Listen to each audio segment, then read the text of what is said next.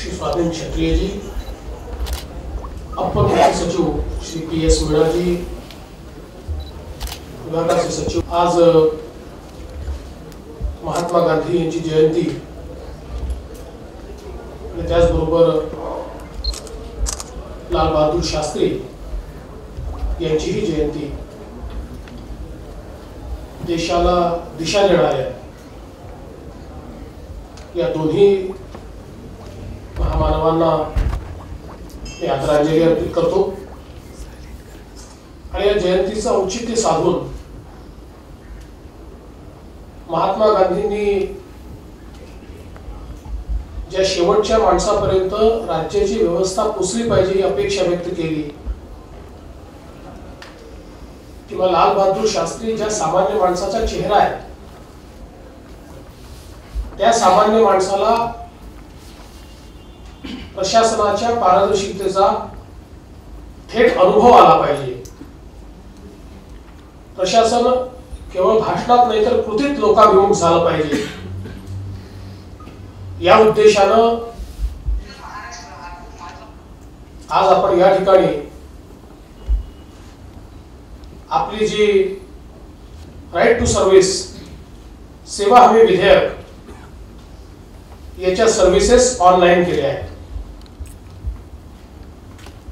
खरं म्हणजे right to services किंवा सेवा हमी, लोकसेवा हमी बऱ्याच राज्यांनी स्वीकारलेलं विधेयक आहे, पण त्या सेवा डिजिटली ऑनलाईन आणणारं देशातलं पहिलं राज्य हे आपलं महाराष्ट्र राज्य आहे। हा कायदा सातत्याने मी ज्याचा उल्लेख माननीय मुख्य सचिवांनी केला, विरोधी पक्षात असताना त्या ठिकाणी प्रायव्हेट मेंबर बिल म्हणून सातत्याने मांडत होतो। आमच्या कार्यालयात प्रिया खान या ठिकाणी आहेत, त्या काळात त्यांनी अनेक देशांच्या कायद्याचा अभ्यास करून त्यातल्या तरतुदी कशा प्रकारे आपल्याला या कायद्यात आणता येतील याचा अभ्यास केला होता। त्या काळामध्ये तो कायदा मी तयार करू शकलो नाही, पण राज्य आल्यानंतर पहिल्याच मंत्रिमंडळाच्या बैठकीत हा कायदा तयार करायचा निर्णय आम्ही घेतला आणि सन्माननीय मुख्य सचिव आणि अपर मुख्य सचिव श्री मीणा यांचं मी अभिनंदन करीन की तातडीनं त्या कायद्याचा मसुदा हा त्यांनी तयार केला। त्याच्यावर आम्ही जनतेच्या सूचना आणि हरकती मागवल्या, वेगवेगळ्या लोकांनी त्याच्यावर आपली मतं व्यक्त केली आणि ही सगळी मतं संकलित करून त्यातनं एक अतिशय पथदर्शी असा कायदा हा मान्य केला, त्याचा ऑर्डिनन्स काढला आणि त्यानंतर दोन्ही सभागृहांनी तो कायदा मंजूर केला। या कायद्याच्या माध्यमातून आज 224 सेवा या आपण अधिसूचित केल्या आहेत। यापूर्वी परिस्थिती अशी होती की सामान्य माणसाला जर एखादी सेवा प्राप्त करून घ्यायची असेल तर त्याच्याकडे एखाद्या अधिकाऱ्याने सेवा दिली नाही तर कुठलीही कायदेशीर तरतूद नव्हती, कुठलाही लीगल रिकोर्स नव्हता। चक्रा मारणं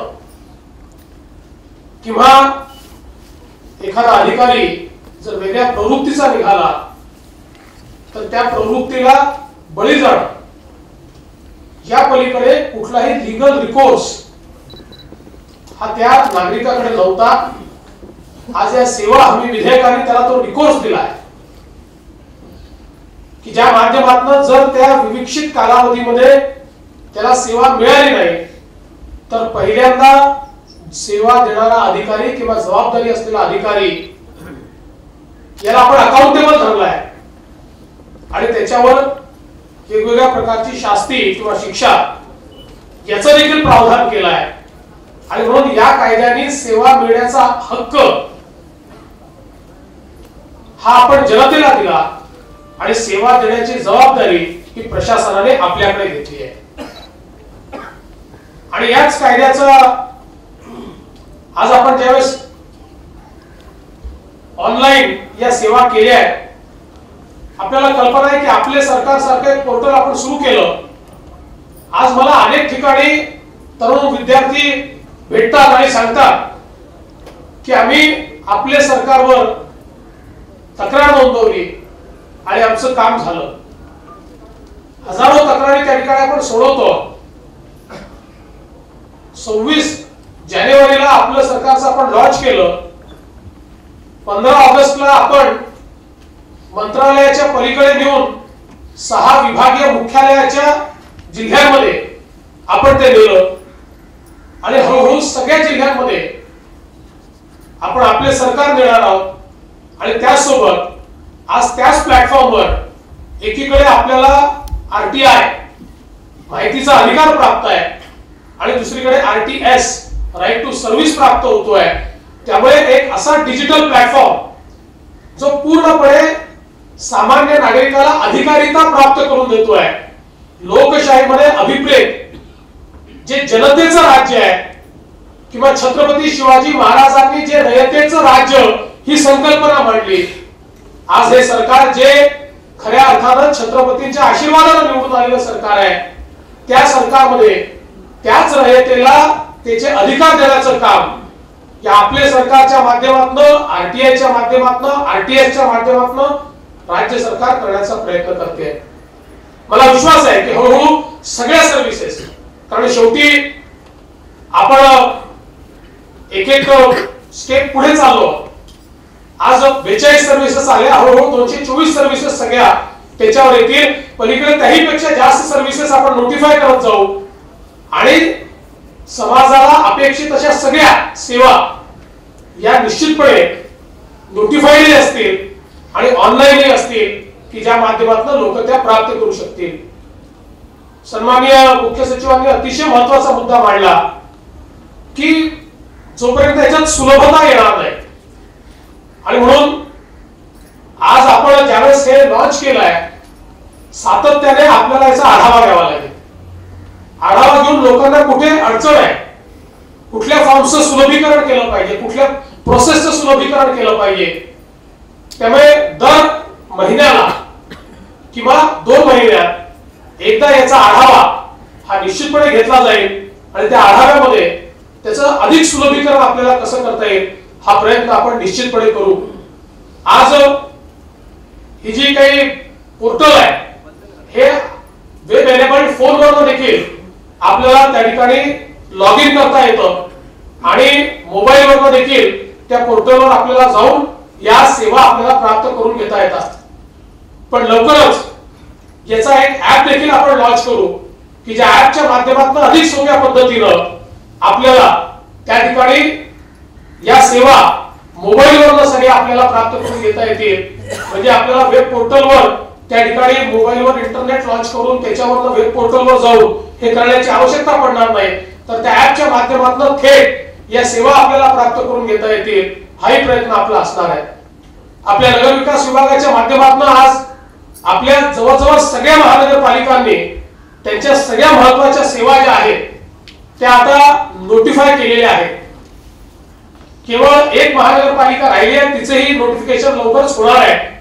नगरपालिकांनी जवळजवळ सगळ्या नोटिफिकेशन काढलाय आणि आता त्यांच्या सगळ्या सेवा या ऑनलाईन घेऊन त्याला लिंक आपल्या पोर्टलवर द्यायची की ज्या माध्यमातून एक ज्याला आपण वन स्टॉप शॉप म्हणतो अशा प्रकारचं वन स्टॉप शॉप हे पोर्टल असणार आहे आपले सरकार की ज्याच्यावरनं आपल्याला कुठल्याही विभागाच्या किंवा स्थानिक प्रशासनाच्या देखील ज्या काही व्यवस्था आहेत त्या व्यवस्थांपर्यंत पोहोचता येईल आणि त्या व्यवस्थांना सेवा आपल्याला प्राप्त करून घेता येतील.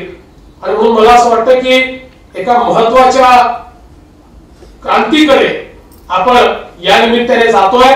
एक विशेष अधिकारिता हे आपण आज नागरिकांना देतोय आणि म्हणून मी आमच्या मुख्य सचिवांचं, अपर मुख्य सचिवांचं आमच्या कार्यालयातील ज्या सगळ्या लोकांनी याच्याकडे लक्ष दिलं त्यांचं, डिपार्टमेंट ऑफ आयटीचं सगळ्यांचं मनपूर्वक अभिनंदन करतो। आणि मुख्य सचिवांनी सातत्याने सेवा नोटिफाय झाल्या पाहिजे हा विषय प्रत्येक बैठकीच्या अजेंड्यावर ठेवला आहे। आणि अप्पर मुख्य सचिव आणि मुख्य सचिव हे आपला फ्लॅगशिप प्रोग्राम हा आहे अशा प्रकारे पूर्णपणे याला पाठबळ देत आहे। आणि म्हणून मला विश्वास आहे की याची लोकाभिमुखता ही अधिक वाढेल आणि आपण लोकांना ज्या आवश्यक सेवा आहेत त्या देऊ शकू। मी पुन्हा एकदा या सगळ्या सेवा याचं लोकार्पण झालं या लोकांना मी अर्पित करतो आणि याही पेक्षा चांगलं काम करण्याचा प्रयत्न आम्ही करू।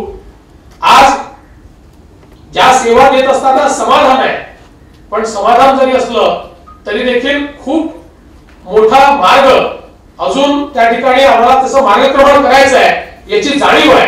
त्या जाणीवेतून दर वेळी आम्ही काहीतरी नवीन आणि काहीतरी चांगलं आणि लोकाभिमुख घेऊन जनतेसमोर जाऊ हा विश्वास या निमित्ताने व्यक्त करतो आणि माझं बोलणं संपवतो। जय हिंद, जय महाराष्ट्र।